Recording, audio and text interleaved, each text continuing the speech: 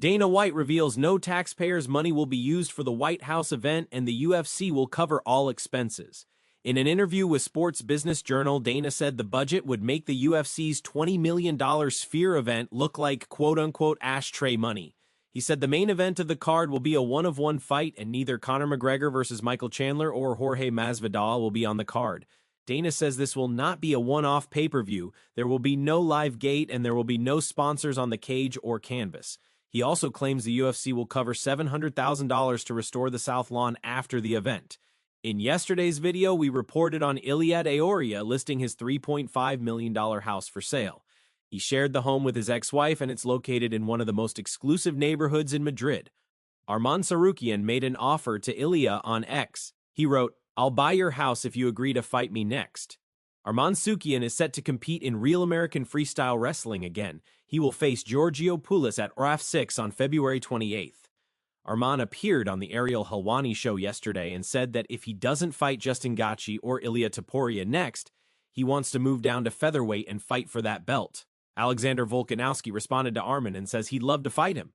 "I'm not getting GI, I'm not getting anybody. I'm going to try to get the title 145. "Really? Yeah. What I can do? You make 145? Yeah. I talked to Coach K, so we did the math everything. So my body can go to 145. But would it be healthy? Would it be easy for you?" He's saying it's not easy, but it's we can make it happen. We need, if it's fight in June, if we going to know like in 2-3 weeks that we are fighting in 145, we will make it happen. What a? Because I walk around not big. So I'm like 1775 right now. If I like starting, eat clean, do more cardio, I'm going to be 165, 166. And then from there, like, I can go down. So I got to walk around. So on the math, I got to walk around like 163, 162. Arman Sarukian was on Ariel's show and said he wants to drop to 45 and fight for the title. Curious if you have any thoughts on Arman potentially trying to cut that sort of weight and fighting you and what that could do. Yeah, I mean, like, I love challenges. He would obviously be a tough challenge if he could get down there. That would be definitely a tough challenge. We've seen with Muva, obviously mobs are good. Like, even the wrestling side of things, like, I'd love that because for the legacy, you can talk about legacy. You got guys like Mobs undefeated. So later, obviously, I've got a job to do this weekend. But whatever comes my way, I'll be happy. But Mozart Alone, incredible records, or even Arman, if he was to come down, like, yeah, that's a challenge. So that'll be definitely something, and I feel like my takedown defense is pretty solid. So that'll definitely be a fun one. Before UFC 324, many were concerned for Justin Gaethje after photos surfaced showing a wound on his neck, which some thought might be a staph infection. Justin insisted it was just an ingrown hair, though much of the MMA community remained skeptical. Justin's manager, Ali Abdelaziz, claims that it actually was an ingrown hair. In an interview with MMA Junkie, Ali said he had an ingrown hair. He took some antibiotics. He was fine. No complaints, no excuses. He's the type of guy that would never use an excuse. Paddy Pimblett has released a statement on his loss to Justin Gaethje. He posted this to his Instagram yesterday. In the caption, he wrote, "Hope everyone enjoyed my fight just as much as I did. Want to thank everyone that came to support and everyone watching at home. I'm all good, no injuries. Went into the fight feeling amazing. Had a great camp and an easy weight cut, no excuses. The better man won on the night at Justin Gaethje. Congratulations, brother. It was an honor to share the cage with such a legend. Go get that undisputed title. Your career deserves it. Hopefully, we can run it back for the undisputed because I know it's in my destiny to win that gold. UFC, thank you for the opportunity. You all know I'll be back for that belt in the near future." Paddy's wife released a few photos of them out partying yesterday, and here's what Paddy's face currently looks like. Sean Strickland posted some intense sparring footage today with Michelle Pata. Sean is preparing to face Anthony Hernandez at UFC Houston next month. Leg, you guys got me hyped for anything. Good job. Rodriguez Duplessis thinks Alexander Volkanovski still has what it takes to beat Diego Lopez. Once again, Vogue is nearing the end of his career. And then you have Lopez, who is such a savage, a young savage, and Vogue came in there in the last fight, and he tamed this young savage, and a lot of people didn't give him a chance in that fight. And he went out there and Lopez had his moments in that fight, but overall, Vogue actually dominated until, he got clipped a couple of times. But, I mean, he's such a warrior. And I do think Vogue still has enough in him to keep that title. I don't know how many more he has in him, but, Lopez, obviously, he learned a lot from that first fight. Yeah. But I just think the experience from Vogue's experience is just going to, take a toll on the night because You know, on the grappling side, you have Lopez, but to get Volk to the ground is not an easy task. Arman Sukian posted a skit where he slaps an influencer for sitting on his new Ferrari. Right here. Yeah, right here. Yeah, better angle. Get it lower angle. Yeah, it's good. Get out of here. You're too fat, bro. What are you doing, bro? I'm sorry. I didn't know it was your car. It's my car, bro. I didn't know it was your car. My bad. Get out of here. Fat, dude. Well, you're fat, like sitting on there. All right? No need to say fat over and over. I'm sorry. I'm sorry. Bro, like the hell out of here. Let's get out of here. Ahead of his rematch against Diego Lopez this weekend at UFC 325, Alexander Volkanovski believes the UFC is working on setting up Movsar Evloev versus Lone Murphy. Currently, Evloev is ranked number 1 in the featherweight division while Murphy sits at number 4. Obviously, you're not going to be looking ahead at, but who do we thinking after if we do get Diego Lopez, right? Then you're looking like we got Leon Murphy. Would you like to see a Leon Murphy Mosser matchup maybe to like single each other out or something like that? I think that's even happening. Oh, no way. So, like, I know I've heard whispers, but I mean, obviously you never know, like he whispers all the time, but I think that's what they're doing. It makes sense because that they can just build that up even more, and then you got a clear guy that's undefeated. I mean, that'll be mad.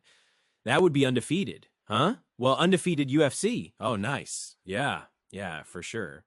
I think he's got a draw or something like that. Yeah, I'm not sure. Diego Lopez responds to the critics who feel he doesn't deserve this rematch against Volk for the belt.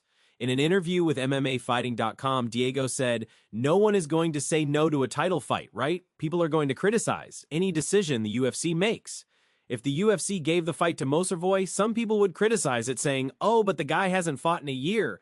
If they gave it to Lone Murphy, another group would criticize it too, saying, how are you going to give a title shot to a guy who just beat someone who wasn't even in the UFC? They gave me the fight and people are criticizing it. People are never going to be happy with anything. You know, there's always going to be someone trying to criticize." Ian Gary had high praise for Islam Makhachev today. He posted this video to his Instagram, and in the caption he wrote, "The story is bigger than you think. Islam Makhachev is one of the greatest fighters walking the planet Earth right now. The #1 pound-for-pound fighter on the planet, a 2-weight world champion, former world and European champion. He's absolutely unbelievable at what he does. He is one of the most dangerous men walking the planet right now. When you beat Islam, it changes. It changes the way everyone in the world thinks about you, and I'm going to do it." Dominic Cruz discusses getting inducted into the UFC Hall of Fame at UFC 324. Dom says the reactions from Michael Bisping and Chris Weidman made it extra special. "It was random because I didn't expect it. They didn't tell, they don't tell you. They just surprise you. And I'll be honest, I was really locked into the fights. I wasn't thinking about this at all. So what made me the happiest actually receiving it was being next to Weidman and Bisping and seeing how happy they were for me. That's why I hugged them, because you could see how genuinely happy they were for me. That for me hit the hardest because they're former champions. I respect them, obviously, just what they've done in the sport. They were around me when I was winning. We were competing at the same time. So special to have them. But to see them, those type of competitors, some of the most competitive human beings on earth is what they are. When they give you the look of like respect and that I earned it, that was probably what really locked me into it. TJ Dillashaw explains why he thinks Khamzat Chimaev would run through Alex Bida. Khamzat sitting at champ in the middleweight division. Alex Beer sitting at champ in the light heavyweight division. Do we see them fight each other at the White House? I hope not. Why?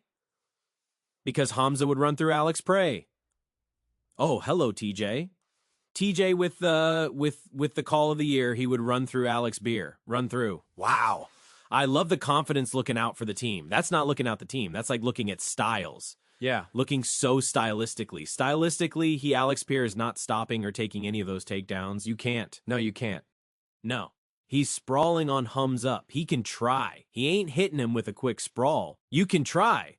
Mauricio Ruffy is set to face Rafael Faz this weekend at UFC 325 and has been training with Alexander Volkanovski ahead of the fight. Yesterday, members of the MMA community noticed that Silva unfollowed Ruffy on Instagram. The situation raised eyebrows as Silva and Ruffy have been longtime friends and are both a part of the Fighting Nerds. Many believe Silva may be unhappy with Ruffy training alongside Volk, as Silva has been calling for a fight with Volkanovski for the past year. Dan Hooker claims that years ago Paddy Pimblett talked trash to Conor McGregor, and Conor ended up showing up at his house. What did you make of Paddy's performance against Justin Gage? Dog. He talks an awful lot of for someone that fights like that. You know what I mean? And if the only thing coming out of that fight, the only thing coming out of it is that you got a good chin. coming from experience, you fought like, you know what, like this guy talks, and then he gets caught on his and he just turns into victim. He goes into victim mode straight away. Like his talk is that common knowledge that Conor, he talks about Conor McGregor. And then Conor McGregor drove around to his house. He drove around to his house and he sat outside in his car calling the bloke, and Paddy refused to come outside. That tells you all you need to know about a guy. Paddy Pimblett actually addressed this story back in 2021 and claims that Conor never actually showed up. He was meant to be outside Arsad. I got me masked to check the cameras because obviously if McGregor is at your door, your video and that aren't you, and banging it all over the internet and getting pure views, and he wasn't. He must have been at someone else's. He was with someone. But I promise you, because me's got cameras, I'm gutted. I wish I was in. I wish I was there. And like people, that man would be like, what is happening? What's going on? And that's going to wrap it up for the news. Thanks for watching. For daily MMA news and content, subscribe to Full Mount MMA and click the bell icon to be notified when we post videos. Here are the 3 top comments from last video. The first one's from Deceased. It says, the fact that Kamaru thinks Ali needs one more fight before the title and doesn't think he needs one more is peak delusion. The second one's from Project X7. It says, Gene Silva meme immortalized himself. And the final one's from Cody Haynes. It says, Moment acting like he ain't also begging for a title shot. Those were the 3 top comments from last video. If you want to be featured in the next one, all you have to do is comment down below. And if you missed yesterday's news, click the video on screen right now to get caught up.